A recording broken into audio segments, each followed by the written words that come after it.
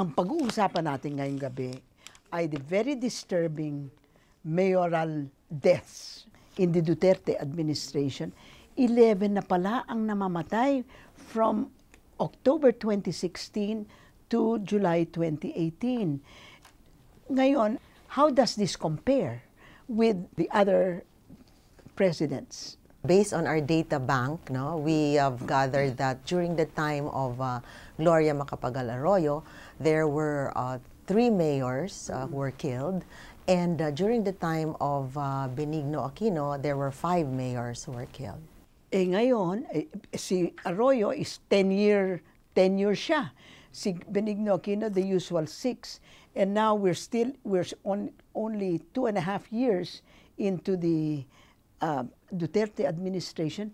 There have been already 11 mayors killed, not to mention the vice mayors. And you will give me an update on that. During the Aquino administration, there were 12 mayors, 2 mayors who were killed, and 8 vice mayors who were killed. So I'm not saying that, you know, right now it's hard to compare the Duterte and Aquino administration because the Duterte administration is still, you know, 2.5 years lang. 2.5 years pa, yeah. Talaga pong nakakalungkot, but at the same time, you have to consider also, alam po niyo, ma'am, no, na there are differences in terms of the factors, circumstances during the time of Arroyo and the time of Aquino as we compared sa Duterte administration. Sabihin nyo nga sa mga kapuso natin, kung ano ang mga diferensya dun sa administrasyon ni Gloria Arroyo, yung administrasyon ni Pinoy Aquino at saka yung administration ni Digong. During the time of Aquino administration, the second Aquino administration, hindi po concentrated po doon, walang focus sa war on drugs ang panahon ni Ninoy. So you think the deaths of these mayors now have something to do with the war on drugs? Partly, yes and no, ma'am. Partly, yes and no. Partly, yes and no. Okay. Yes and no, ma'am. In the sense that, you know, if you, kasi it's unfair to say that all these killings of mayors and vice mayors are attributed to drugs. Based on our records, we only have 5 of the 11 are drug-related. The others are politically related and then unexplained. Let's talk about the 5 mayors out of the 11. That is because one of the 11 is a mayor who turned congressman, but he was placed in the narco-list while he was mayor. August 2016, binulgar ni President Duterte yung narco-list niya, di ba? And that included 3 judges who were already dead, di ba? All right. Can you tell me, Colonel Durana, what exactly is the basis of this narco-list? Who compiles it? And how do they compile it? Alam niyo po, yung the way we you know, develop ang tinatawag po naming watch list saka target list. Ito Bakit po ngayon, ang tawag niya narco-list? Ito naman po ngayon, this list, watch list, target list was were narrowed down into narco-list. Ang ibig pong sabihin po nun, ma'am, ito ang mga suspects na merong connection and involvement sa illegal drugs, no? Sino ang nagsasabi na suspects sila? We have a lot of sources, no? Alam mo po, sa intelligence community and in all law enforcement agency, meron po silang regular regular seminar, workshop that they compare all their intelligence information of those people involved in illegal activities. So in this particular case, ano po ito, mga involved suspectedly, probably yung connection lang, link, etc. So these are just, that's why meron pong, this list is very dynamic in the sense na dahil continuous po yung validation na ginagawa, no? Pero sabi ni Senator Lacson na validation means that there is already evidence and this is ready to be brought to the Department of Justice for, you know, for filing case. So there's no validation in your list yet. Is there validation already? Those narco-list, meron yung reports lang. Some of them the police may have strong evidence already to file a case against some of those people, but not all. But when the president says, I have 150 names of judges, mayors, police officers, you know, in this narco-list in 2016, and then by September 2016, barely a year after, meron ng 1,000 names.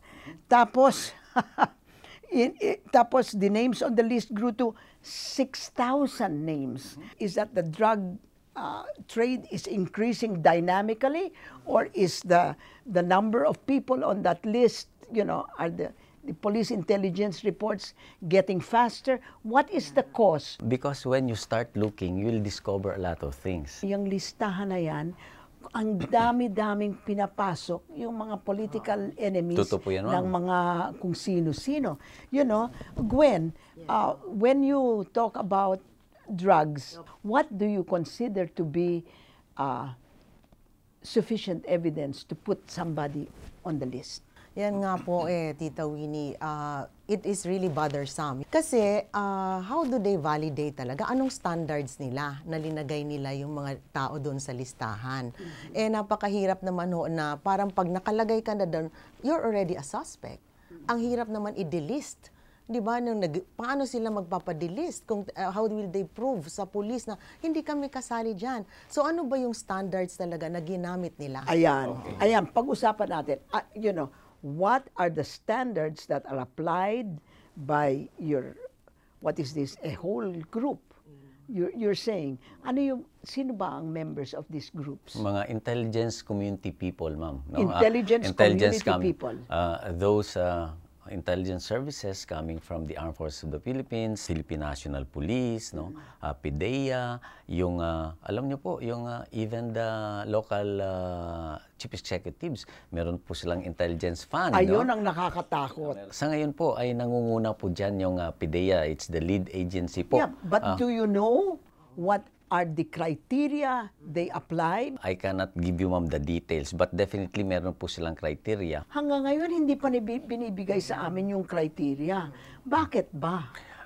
Una sa lahat, ma'am, yung list na yan, supposedly, that should not be for public consumption. Una-una. Ayan, you see? Kasi it's an intelligence report that it's not, you know, appropriate to release it to the public. Sinasaway niyo ba si Presidente? Ma'am, sinabi, this is not supposed to be for public consumption kasi nakakatakot yan. Well, I couldn't second guess, ma'am, yung ating Pangulo dahil po may I'm just talking from the law enforcement perspective. How can he possibly have more information than the PDEA, the Armed Forces, and the PNP combined, plus the local executives? Where does he get the information? As far as I can recall, talagang AFP may contribution ng PNP, PDEA. Dangerous. But then, at ang mga data nila, ma'am, kinukuha din nila yan sa other sources. No? And that's why they sit down, they compare notes, and some of the personalities tinatanggal nila, may dinadagdag, etc. So it's a continuing process. It's a dynamic thing, ma'am. Is there any human rights violation that occurs when these things are published? Opo, kasi nga parang pag pinublish mo na yon, parang sinasabi mo na ito mga to, listahan ng mga guilty. I mean, you know, kasi suspects lang sila, pero para bang guilty na. Kasi nga, linista mo sila doon. Ang maganda sana, kung meron silang listahan at malakas ang ebidensya nila, i-file na nila ang kaso. O para naman, malaman talaga nitong mga local chief executives na, talaga palang malakas ang kaso sa amin, therefore they can also prepare their defense. Some people, they have only their names. Yes. For example, yung itong si Mayor Halili from Tanawan, everybody says he was a drug lord. But I know in Batangas, the only ones who get killed are the people who are anti-drugs. Mayor Halili ran in Tanawan, you know, he's first-time mayor siya eh, ran in Tanawan on a reform campaign, and then and he was a businessman. He was you know, he was wealthy, and all of a sudden, my God, related to drugs, and everybody believes it na because he was on the narco list, and the president pa said he's on the narco list. Ano ba yan? Ma'am, as far as the Philippine National Police is concerned, ma'am, sa pamuno ng aming Director General Albayalde, hindi po namin yun, ma'am, tinitignan. No? In fact, we don't comment, we refrain from commenting about his links or no links with the illegal drugs. Dahil po ang concentration na una-una, binibigyan po namin ng time and space ang pamilya ni Mayor Halili to grieve. And at the same time, allow our investigators a lot of time and space to really look into the bottom into this case, because yung hangarin ng Philippine National Police, ma'am, ay mabigyan ng katarungan ang pagkapaslang ni Mayor Halili. Let's talk about, you know, the EJK, not only the mayors. This is drug-related, the drug war. According to the police, how many people have been killed during police operations? Based po, ma'am, sa based on our records, no? Sa ngayon po, yung Internal Affairs Service ng Philippine National Police po, ma'am, is currently investigating yung mga tinatawag po namin death under investigation po, no? 4,200 plus. Binibistigahan po ngayon yan. Do you agree with that? When? Well, of course, from different sources, galing sa CSOs, galing sa media, mas malaki ang kanilang sinasite na figures, ano po. But I guess, sa inyo, sinasabi nyo na yun ang nakarecord sa inyo. But yung sa media nga po, they were reporting more than 20,000. But I guess it includes all the deaths, not only those related to crime. Yun ang gusto rin namin. Related to drugs, Drugs, you mean? I mean, yes. Kami tinitignan po namin, out of this 23,000, iba-ibang motibo ito, ma'am, eh.